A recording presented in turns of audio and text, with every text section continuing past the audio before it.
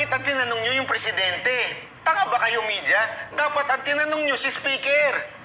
Speaker, bakit blanco daw to, sabi ni Duterte? Yun ang dapat yung tinanong. O kaya si Senate President. Kasi silang dalawa yung bicam yun eh.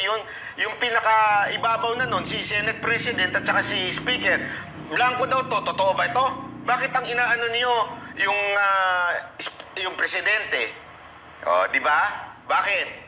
Hindi nila gagawin yung banat bay. Hindi nila kayang tanungin si Speaker. Alam naman natin yan. Alam natin kung ano yan. So, alam natin yung kwentuhan na yan. So, bakit di matanong ng media ang Speaker? Eh, bata siguro sila ni Speaker. Hindi sila sunod-sunuran sa presidente. Si Speaker sila sunod-sunuran. Lulubog siya ron eh. Oh, sus. I-ano ko lang ito, i-emphasize lang natin na maigi ito. Alam nyo, itong pangyayari sa budget na ito ay talagang isang iskandalo na para sa ating bayan dahil talagang apektado dito yung mga ordinaryong Pilipino. At kung papansinin nyo, ginawa ito before the election. Ibig sabihin, meron talagang problema. Ang ganda nga nung tinanong namin si Secretary Gonzales, yung tumatakbong senador, di ba? Yung Sunday, sabi niya, ano bang problema sa corruption? It's in the system. Ito yung system na yun. Mantakin mo isipin nyo na maigi to. Sino?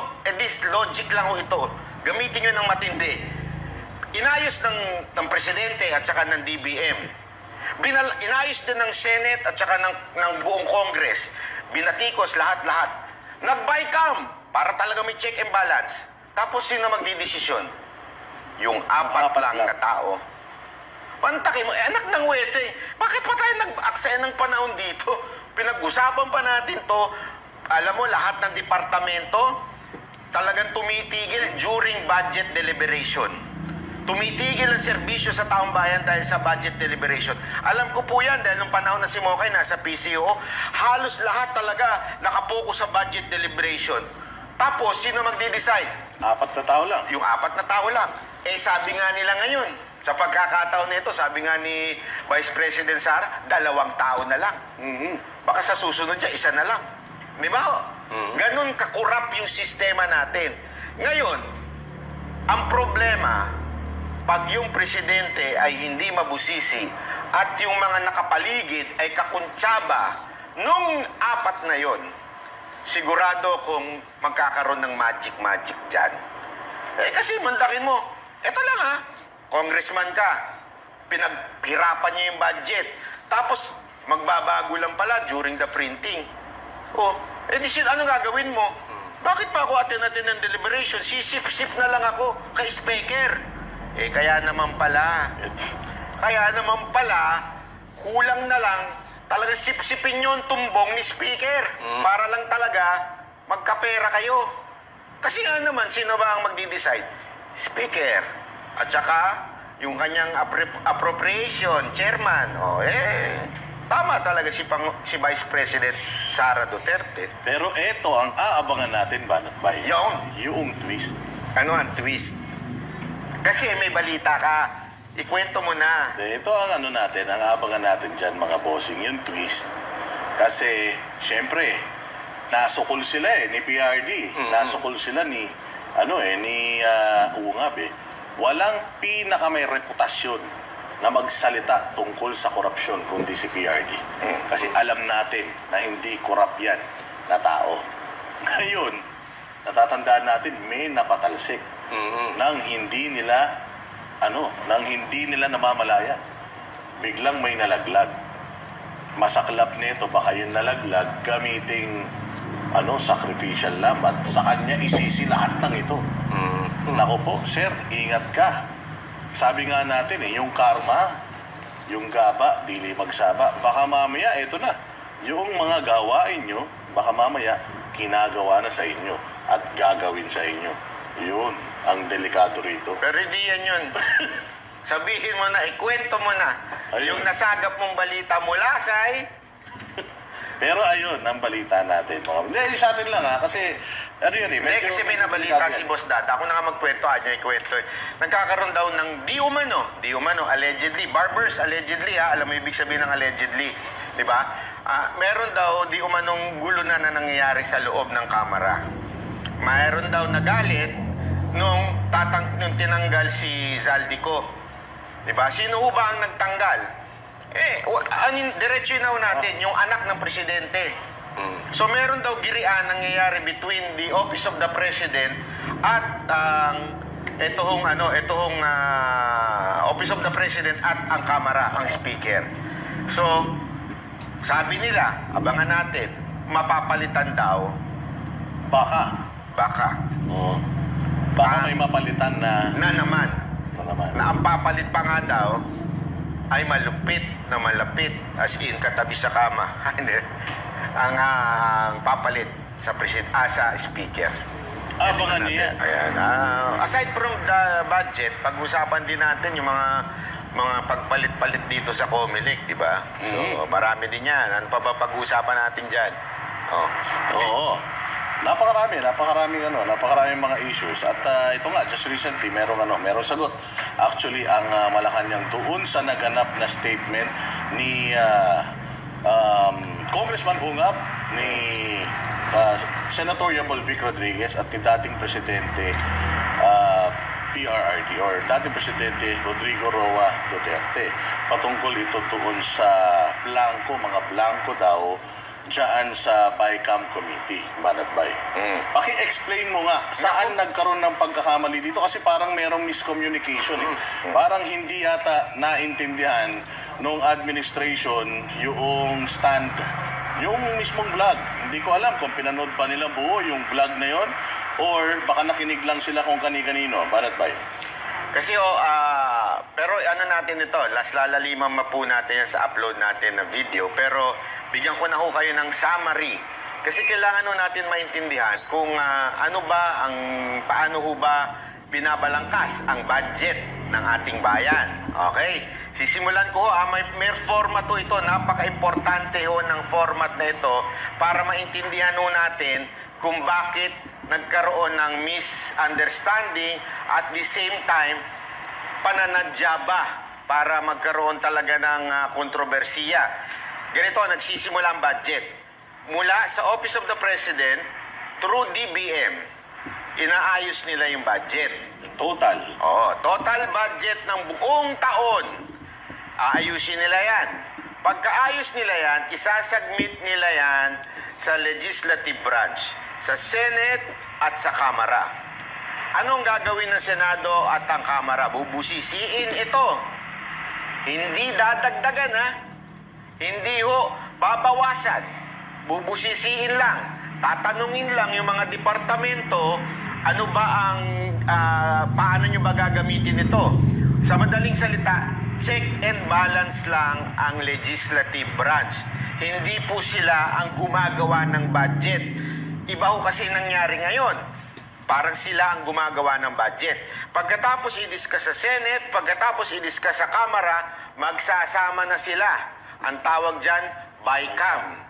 Pag pinag-usapan na sa BICAM, yung tapatan, nakikita niyo yun, di ba? Senators at saka congressmen, yan, sapatan sila. Ay, naayos na natin kung paano tayo kikita. Ganon. Di ba? Ganon na pinag-usapan nila After nun, BICAM na yun, pupunta yun sa smaller unit. Sino yun? Yung Senate President at saka yung kanyang finance at saka speaker sa Congress naman at saka yung kanyang malalay na nagkataon si Zaldico yun. So, 4 na lang sila. Kaya nga, sinasabi ni VP Sara Duterte, bakit pa tayo nag-uusap-usap dito? Pagdating naman doon sa small unit na yon, sila rin naman na magdi-decide. So, ganun ang nangyayari. Pagtapos noon, okay, ngayon, isasubmit ito. Saan? Sa printing. Printing. Ayan, napaka-importante nito. Okay? Sa printing po, para i-print yan, tapos pipirmahan ng presidente. So saan ngayon yung sinasabi ni PRRD at saka ni Congressman Ungab na blanco? Nangyari po yung blanco doon sa maliit na unit after BICAM.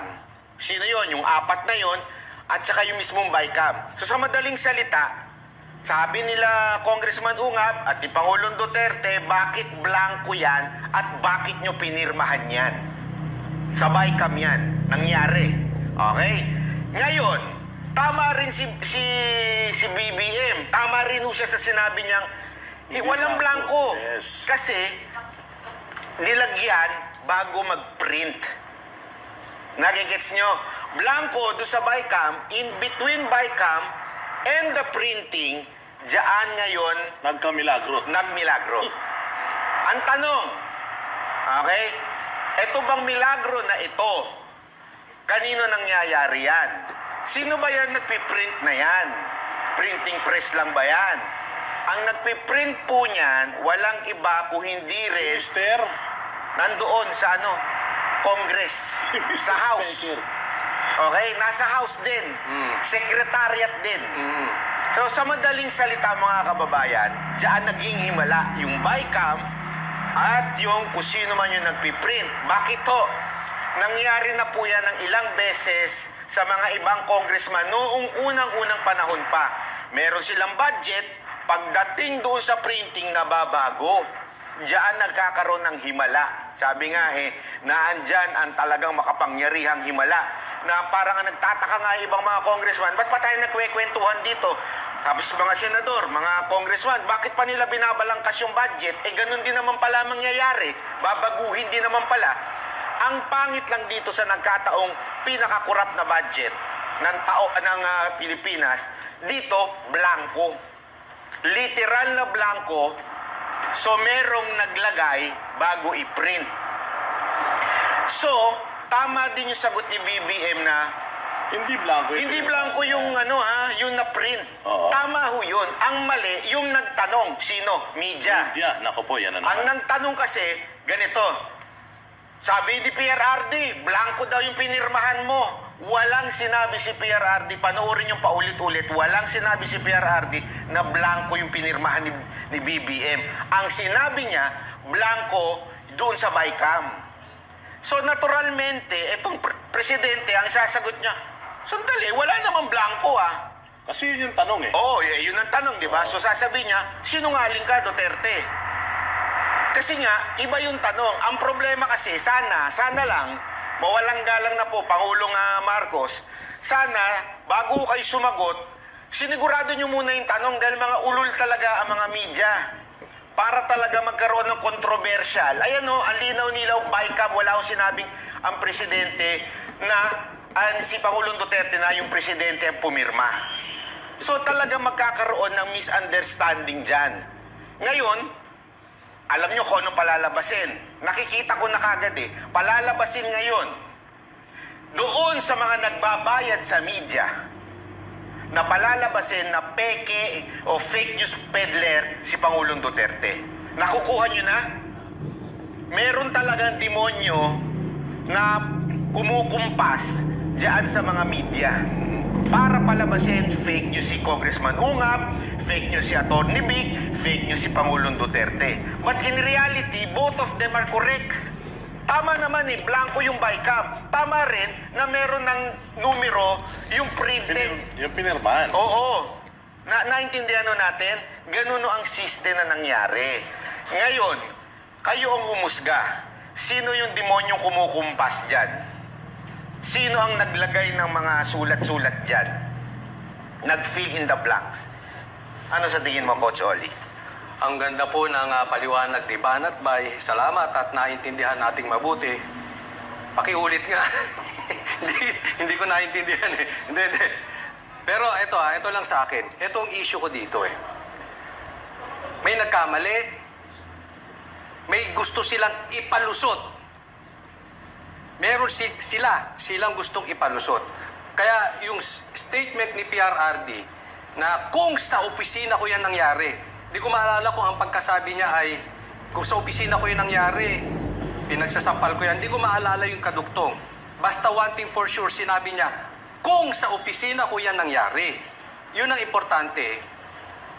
Dapat ngayon, andyan na tayo sa issue na yan. Definitely, merong pagkakamali. At definitely, merong lulusot. It means merong gustong magnakaw.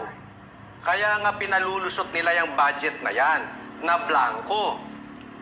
Dapat may managot. Kung kasalanan man yan, kung nino o hindi, dapat gumalaw ang Pangulo. Kung hindi niya yung kasalanan, merong malintikan dyan. Kasi nga, being the head, being the leader, the president of the state, hindi po pwedeng hahayaan mo lang yan eh. Hindi natin masisisi na katulad nito sinabi ni Banat Baye, hindi nila trabaho yan. Tandaan po natin, yung trabaho nga ng COA, ginagawa nila, nag-o-audit sila. Diba? Yan nga ang reklamo nila Marcoleta, nagiging auditor na itong ating kamara. Itong Quadcom, nag-aastang COA. So talagang definitely, gagawin at gagawin nila yan. Ang nakakatakot dito, no? Kung nagkakaroon ng doktoran sa printing, bagamat ito'y ibang halimbawa at ibang opisina, pero kung nagagawa nilang kontrolin itong mga to, paano kung makontrol nila yan dyan sa COMELEC, yung bilangan sa botohan? I mean, hindi natin pinagbibintangan ng COMELEC, pero it means may gumagalaw talaga dyan demonyo. May nagkakadoktoran. Ilan pa ang dodoktorin nila dyan? Ilan pa yung ipalulusot nila dyan? Yun po yung usapin dito eh. And definitely, sabi ko nga doon sa aking vlog, tuloy-tuloy ako mag-iingay until merong managot dyan sa kalokohan na yan.